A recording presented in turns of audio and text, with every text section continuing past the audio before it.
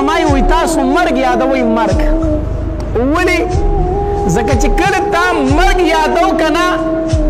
نو که چېرته مال در سره ډېر دی خوشحالۍ در سره ډېرې دي نو بیا به هم د الله نافرماني ونه کړي ځکه تا ته به پته وي چې دا ارزي شی دی دې پسې وروسته مرګ را روان دی دا څه پاتې کېږي نو ګناه به د مالدارۍ په حالت کې نه کوي او د غریبۍ په حالت کې به ناشکري نه کوي چې کله تا مرګ یادو ولې ډېر زیات تکلیفونه در باندې رالو ډېره زیاته غریبي در باندې راله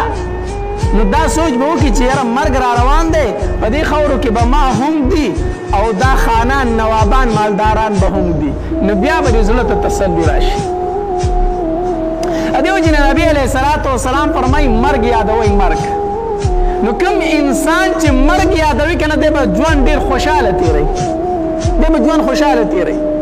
دا داسې غټ غټ شوقونه چېرې زما غټ کور وی غټه بنګله وی غټ ګاډی وی ښکلې جامې وی ښکلې موبایلونه وی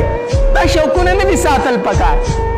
ځکه چې کله دې په زړه کې دا شوقونه روچت شو که نه چې د پلانکي سره دومره غټ ګاډی دی د پلانکي دومره غټه بنګله ده د پلانکي دومره غټ موبایل دی داسې ښایسته ځای دی اخر کې سوچ وکړه که نه وایه خیر دی اخري انجام د دم خاورې دي او زما هم خاورې دي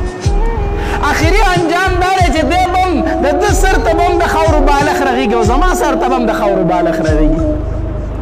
په ده باندې به هم تپاسه تبۍ ګټې کېښودلی شي او په ما به هم کېښودلی شي زړه ته به دې څه راشي تسلي راشي تسلي